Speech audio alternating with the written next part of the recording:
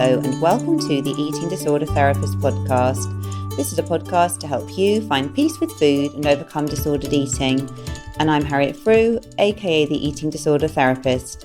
And I'm so excited to share with you all kinds of stories, tips, information and guest interviews to help you on your journey in finding peace with food.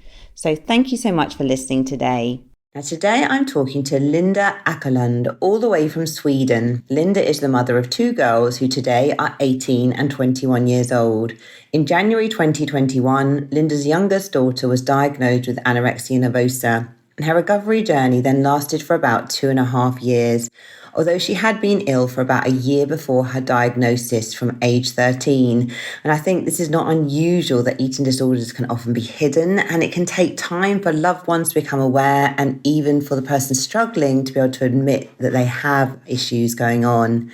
Linda's daughter's treatment model was family-based treatment, which thankfully proved to be an effective approach in this situation. But as a parent with no medical knowledge, understandably, Linda found this experience to be a significant struggle and very overwhelming.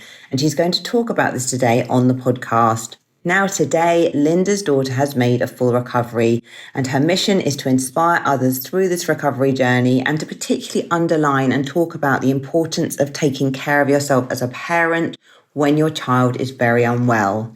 So I'm really looking forward to speaking with Linda today and to hear more about her experiences. Let's get to the conversation. Hi there, Linda. Thank you so much for coming on the podcast today. Hi, thank you for letting me be here. So Linda, can I firstly get you to introduce yourself to the listeners, please? Yes, my name is Linda Åkerlund, actually, because I'm from Sweden. I have a daughter that suffered from anorexia for about 2.5-3 years. Well, I'm quite engaged in parenting during these horrible events that diseases is, pretty much. My daughter is well today, actually. Yeah, I know, it's so good to hear, and really appreciate you coming on and just being willing to talk about your experience, because I think we don't hear enough about what it's like as a parent or carer. Linda, before we launch in, what's it like in Sweden today? How's the weather doing? Oh, it's quite cold. It's 2 degrees Celsius and windy, a bit sunny, but cold. Oh, wow. Okay, gosh. So not nice. Not How is nice. it in England? Yeah, no, actually, it's a bit cold here as well today, actually. It feels like warm compared to you. We're about 10 degrees, I think. We had a really kind of mild sort of or end of February, beginning of March. So this just feels a bit like, back into winter again. But anyway. Well, soon it's spring, I hope. Definitely. Linda, if we could just launch in and just sort of talk a little bit about your journey. You said your sort of youngest daughter obviously had anorexia. You said perhaps initially, as I think is common in many families, perhaps you didn't realise that she was struggling, or you didn't realise perhaps initially that she was unwell and that she had anorexia. Is that right? Yeah, it was about a year before we know about it, because she told us afterwards. It's quite strange when you think about it that you don't notice. She was really, really thin when she actually told her sister about her eating problems and things. So, but it's quite hard. You see her every day. It was a shock, but in some way I knew that on some level. Sure. Yeah, no, it makes sense, doesn't it? I think it's very understandable that often an eating disorder can be hidden, because I think, again, these days as well, young people get a lot of encouragement, don't they, in school and of course from social media to be healthy and think about what they're eating. And I think it can be very easy perhaps to miss it sometimes, because of the person that's struggling themselves maybe doesn't even realize they have a problem, and maybe it doesn't even start off as a problem. I think you're not alone there. It's kind of a good thing to be healthy. So today I think it's not a good thing in that way that many people talk about it, actually. It's a bit worrisome for our young kids. Yeah, no, I think you're right, aren't you? Because I think as well for young people, they will often interpret things as well in quite black and white way, won't they? And I think it's very easy in our sort of very wellness dominated culture for people to take their eating to extremes and think that they may be just trying to be healthy. Yeah. Yeah. How did you sort of first recognize that your daughter had an issue? Like you said that she mentioned it to her sister. Is that sort of how you found out, or what happened? Yeah, it was actually Christmas Day. My oldest daughter called me quite late because I have my kids every second week. We are divorced, so we share caretaking, or what you call it. She called me late on Christmas Day and said, I had this conversation and I'm really worried.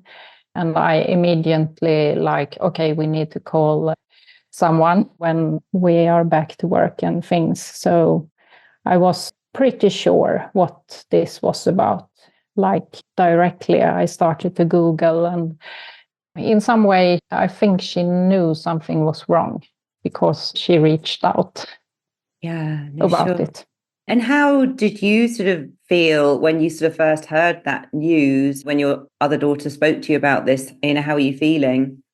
I was actually quite scared. I'm a person that easily get worried. I have never heard positive things about anorexia as I thought it was directly. You know, I expect the most horrific things at once. So I did not sleep much for quite many days. When you hear things, you don't hear very good things. And I was like, oh, can you even get well from this? I had no idea. I didn't know anything about it. Yeah, I think it's a very understandable reaction, isn't it? Because I think we don't often read positive things about eating No. disorders. I think it would make a lot of sense that you were really quite scared. And what was the sort of journey then in terms of like, was your younger daughter at that point, obviously she'd reached out to her sister and then that was communicated to you. Was she sort of motivated to engage in help? No, she wasn't at all. She didn't want any help, but she was in such a bad state, so she couldn't really think clearly. We understood later on that this is normal when you not get enough food. So she was quite turned off in feelings and like, no, no, not in an aggressive way, but more crying sometimes and like, no, I don't want to do this. It was hard to talk to her because she wasn't functioning as she should in her mental state. Yeah, sounds like she was very sort of physically compromised. I think if someone's not eating, can't kind of concentrate, can you? Haven't got kind of good memory. You're not very present. You're preoccupied with food. You're pretty cold. You're tired. You're really quite unwell, aren't you, when you're in that place? No, not at all. But she wanted to continue to be there. That's the problem. So how did you get her to engage in treatment? Because I think, as you're saying as well, it's very common that someone with anorexia is very much in two minds about change. In the way I sort of think of the years I've worked with people in therapy, I would always be surprised actually if someone was motivated at that point. What happened? How did you get her to engage in treatment and what was that process like?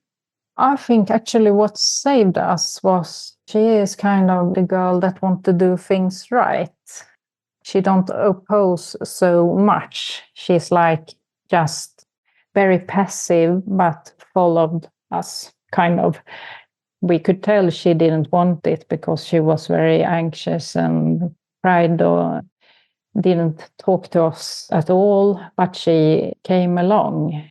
In other cases, that's not always a good thing, but it helped us in that moment to just say, now we're going there. She had never been fighting with us, not as a child either. So it's kind of hard to explain, but she did go. But she didn't talk and she didn't interact. She did what they told her to. When they said that she had to eat, she did actually, but not at home. And then she got very, very anxious for hours after when we got back home. So we were there about 1 day a week with them for a few hours to see how we should do it at home, just feeding her.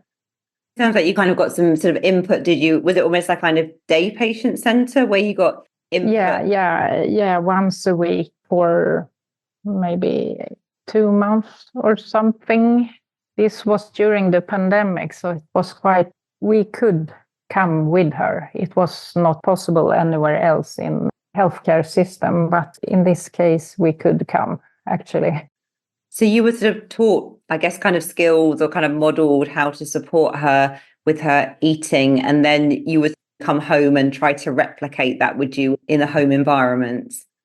Yeah, well, they just brought out the food and told her to eat, and that did not really work at home in the same way, because she didn't want to put herself against them. But at home, it wasn't really that easy. She had to eat, I understand that, but it's quite hard when someone is just staring at a spoon of cream or something. I'm not the person that forced it into my child. I couldn't do that, even if I probably should have. But yes, quite hard. Yeah, it sounds incredibly hard. And it sounds like your daughter, in a way, had a strong desire to please. So when she was in that sort of authority environment, yes, her desire to please, perhaps in that moment, overrode anorexia. But it sounds like when she was sort of back home, I guess, around the people that she loved and where she felt more safe, she wasn't going to be pleasing. I guess she was really pretty fighting against it. So how did you support her in being able to really engage with recovery? Because like you're saying, in a way, you can't force someone, can you, to want to eat? You can't force them to want to recover. So what sort of happened there? Well, I actually, because she wasn't allowed to move around, she had to sit down all day and eat 6 times. And after a while, I spent almost every minute with her as a company, even if she didn't talk to me or didn't look at me, I was with her. And I also started to eat every single meal with her. I don't eat that many times normally, but I kind of brought it to the table and sat there with her, and if it 2 hours, it did. So I just continued doing that every day. She had to put something into her mouth.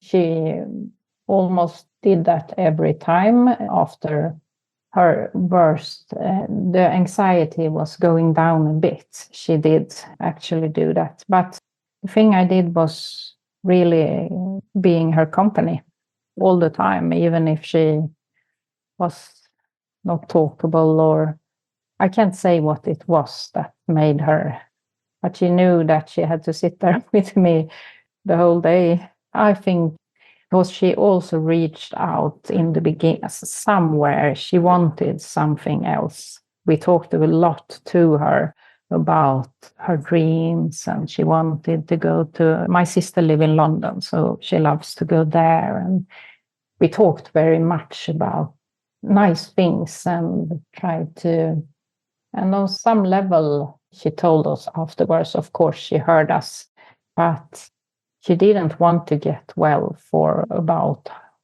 maybe 1.5, 2 years. It was quite a long process.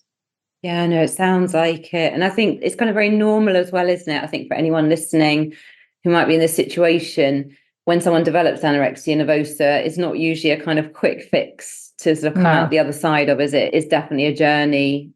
But it sounds like perhaps what was very helpful in that situation and how you were supporting your daughter is that you were just very consistent and provided that kind of safety, and you were sort of showing up, and you're kind of in the trenches with her, I guess, a bit, weren't you? You were sort of sitting with her in the dark place, really, very consistently.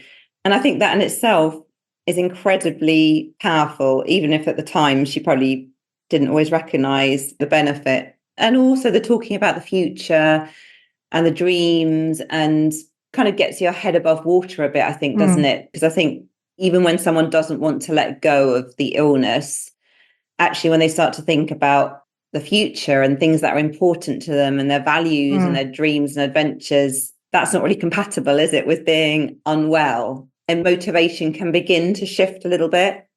Yeah, and as soon as she started to eat a bit more, maybe a year later or something, she actually had more moments of her like she was before.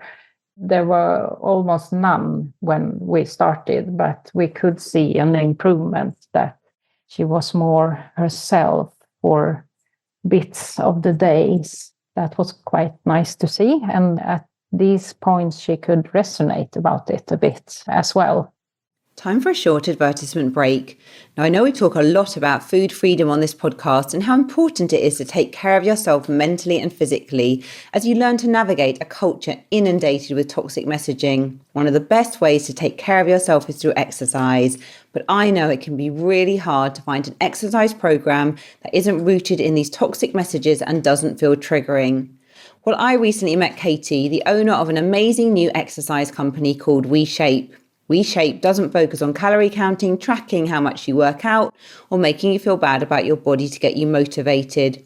Instead, they create a customized exercise routine for you that helps you connect with and care for your body rather than feel the pressure to change it. They help you learn to set intentions that come from a place of self-care rather than self-judgment, and they support you every step of the way with an amazing community and live coaching so you can make exercise a self-care practice that helps you feel better in your body and about your body. Plus, they're giving listeners of the show the chance to try it out for 2 full weeks for free. Just head on over to weshape.com/freedom or check out the link in the show notes to get started today. So actually sort of getting that nutrition in and actually getting to sort of think a bit more clearly. And like you say, you're kind of getting bits of her back almost. Yeah. And did she have any psychological therapy or anything alongside the sort of refeeding treatment? She didn't want that. That she didn't really. She refused that. But they medicated her for the anxiety. I'm not sure if it helped, actually, but she was very tired from it. But that was almost it, because she didn't want to talk to someone, because she said, it won't help me. What should it do to me? She tried once, but she didn't want it. I think it's really helpful in recovery, actually, to... It sounds like you with your daughter, she made quite an empowered decision from her own self about not wanting the therapy. Maybe that in itself is quite a helpful thing, because I guess she can always have some in the future if she wants to. Yeah, actually, yes. And obviously, Linda, without opening things up too much for the confidentiality of your daughter, but what sense do you make of the fact that your daughter developed an eating disorder? I know it's just so complex, and certain people with certain genetic traits seem to be more prone, but what sense do you make of it, I guess?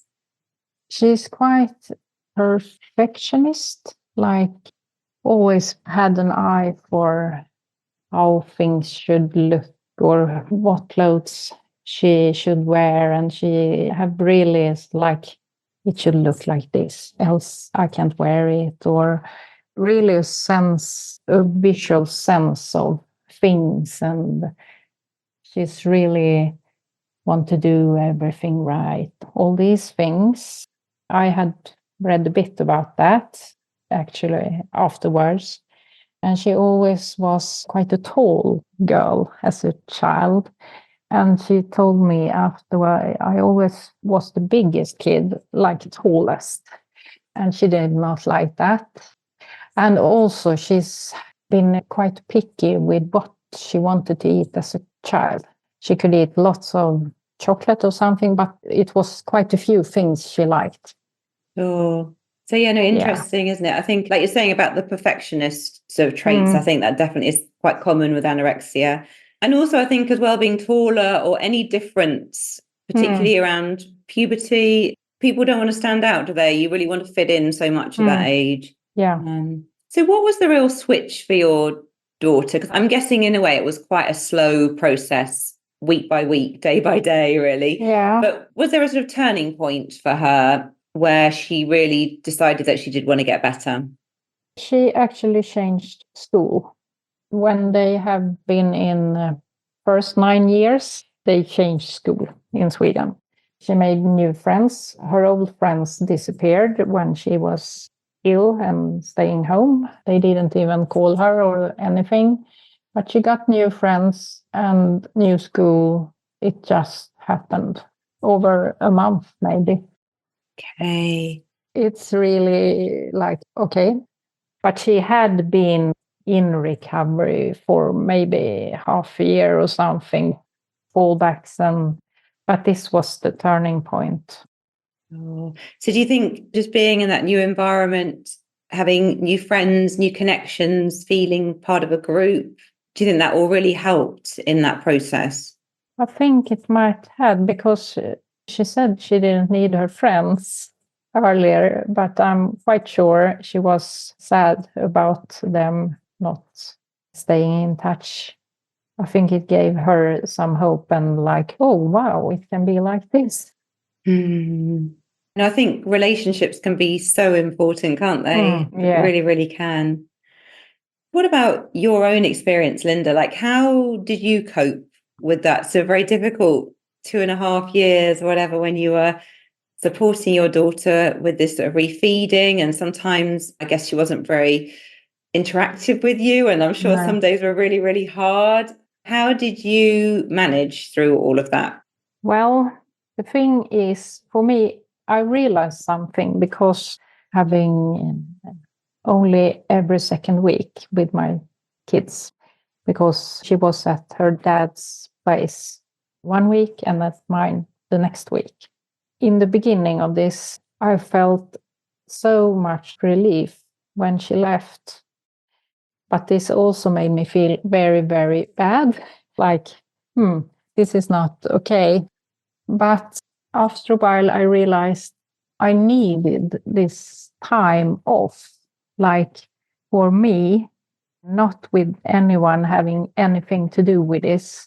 And what I realized was that parents that live with this, if they have a child with some eating disorder or anorexia, I think it's really important to split up and have this time for yourself to do other things and get some air. Like, I'm not sure how I should have handled it if it had been every week, every day, 24/7.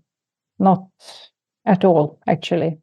So for me, it was what I think saved me, but I also realized that it might really be important for other parents to try to get that space as well, even if they live together. Sure. Yeah, because I guess it's so intense, isn't it?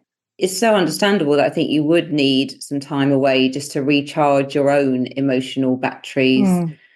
Because I think with the best will in the world, if you're caring that intensely in that quite high stress situation on an ongoing basis, I think any human could start to feel resentful or irritable or tired.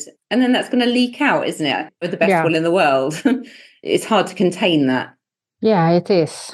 I guess this helped me to stay quite stable when she was here, keeping my emotions in some kind of course, I showed my emotions from time to time, but I felt I needed to be of support. And it was so important to me to help her get better. And was her dad sort of able to really get involved as well? Because I guess if she was sort of going to him every other weekend or whatever, was that, I'm guessing he was quite an integral part of the process. Yeah, he was. Maybe not as engaged as I was, but he was doing quite the same things. We tried to cooperate a lot during this time. So we talked about how do you do this and how you do. So she didn't feel like she could get away at one place and not the other. And we was quite united. Sure. Well, I mean, that sounds really helpful. And I could also imagine as well, sometimes that can be quite challenging, can't it? When there's emotions running high and you're worried about your daughter. But it sounds like it was brilliant that you were able to do that and have that kind of joined up communication. Yeah, it's not always like that with people that have divorced. I understand that. So I'm quite thankful for this, that we managed to do this. Yeah. And how did your other daughter cope with all of this? Because I think it can be incredibly challenging, can't it, for a Oh, sibling? she was in mid-teenage somewhere, 15, 16, 17. And she felt this was so hard. So she wasn't at home much. Actually, she was here quite a lot when her sister was at her dad's place. So we had some time together those weeks. But I think she felt a bit left out or didn't get as much attention as she might have needed during that period in her life. But she coped with going out with her friends. It's quite hard to handle both of them in the same time. Yeah. I'm glad that she was not small kid. Yeah, no, sure. Well, it sounds like she sort of coped in her own way, didn't she, with Yeah. escaping a bit with her friends, but also it sounds helpful that perhaps she was able to spend some time with you in those in-between weeks. And it sounds really helpful, I think, Linda, that you're obviously acknowledging that she may be feeling a bit left out and recognizing that, which, I think, again, is really helpful because it's really hard as a parent, isn't it, to try and meet Yes. everyone's needs sometimes when you're being pulled in different directions. It is actually, yes. And you can't leave a person that are really ill either. So it's quite hard to split yourself in that situation. Linda, did you get much of ongoing support with your daughter after the sort of initial input when she was first unwell? Or were you sort of quite left to get on with it once you were sort of going? There were some checks, or what you should call it, but not much support. It was like first once a month we were there for checking weight and things. It was maybe every second month, so not much after that. Sure.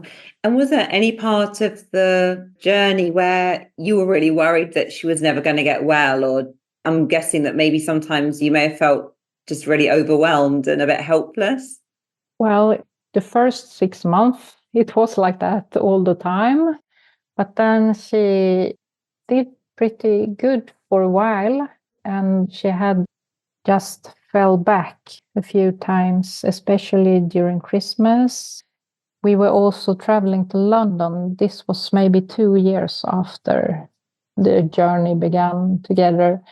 And after that, she started these throw-ups things because she ate a lot in London and she had some. So that was also like, okay, we are back. And this is worse. Quite a few times. And in the beginning, I didn't think she was going to be well at all. But I'm a very worried person, so I'm kind of expect the worst. Yeah. And I'm guessing you got a daughter struggling with anorexia nervosa. It's probably one of the most fearful situations you could be in. It's quite serious situation, yes. Linda, obviously you're sort of out the other side of it now. And I know you're sort of very passionate about trying to encourage other people going through the same thing, just to really look after themselves, make sure they're being supported too. So do you have any sort of other messages that you'd particularly like to say to anyone who's listening, who's maybe got a son or a daughter going through this right now? First of all, this might sound a bit silly. It actually helps. What you do helps. They hear what you say. Everything you do helps. Even if you don't know, maybe they don't tell you until 5 years later. But keep doing what you are doing because it helps. And also this, try to get time when you do things you like to do and love to do, and not only talk with parents in groups with children that have anorexia because you only talk about the children. It helps as well, but don't just hang around in these communities. Maybe that's it. I think it is amazing when it really turns. You can see that everything you actually did gave result together with your child, because they are fighting as well, even if you don't notice. I think such valuable words to hear, actually. I'm sure there'll be people listening to this that are just thinking sometimes, oh, everything I'm doing, it's not having any benefit. They're not listening to me, but it's so worth remembering. I'm just sort of thinking about you sitting with your daughter through all those days and through all those meals and all the conversations you had counts for so much, doesn't it? I think you just sort of really being there along her, by her side. And I think it's great advice, actually, to just really get support for yourself and outside the world of eating disorders, because I think it is valuable, isn't it, to talk to other parents. But sometimes I think your whole life, your family's life, everything can become about the eating disorder and about food. And you kind of forget who you all were before the illness came along. And it's really important, isn't it, to fill your own cup up, to look after yourself, to kind of build up your own emotional resilience so that you can have some resources to support your loved one. Yeah, exactly. And also, I must say, we have a very close relationship today. Really amazing. I'm happy for that. Yeah. Oh, that's wonderful to hear. Really wonderful. And I wish you and both your daughters really many good wishes. Thank you. Okay, Linda, well, thank you so much for coming on the podcast and sharing your story. Incredibly helpful. And I know that so many listeners will benefit from this and will feel encouraged and inspired, even if they're in a very dark place right now. Yeah, I hope so. I think it's good to talk about this in other perspectives. Yeah, no, absolutely agree. So I hope you enjoyed this conversation just as much as I did. And if you'd like to get in touch with Linda, do go to the details in the show notes. If you're not following me already on Instagram, do seek me out, the eating disorder therapist _. And for further support with your relationship with food, do go to the eatingdisordertherapist.co.uk. I have a new 12-module overcoming bulimia program that you may be interested to do if you're struggling with bulimia and you would like to work online at your own pace. The link is in the show notes for this, and it currently has 20% off with the code FREEDOM. Thank you so much for listening today. And if you enjoy this podcast, I would be so grateful if you'd follow, rate and review, as it helps it reach so many more listeners. I look forward to sharing another podcast episode with you very soon.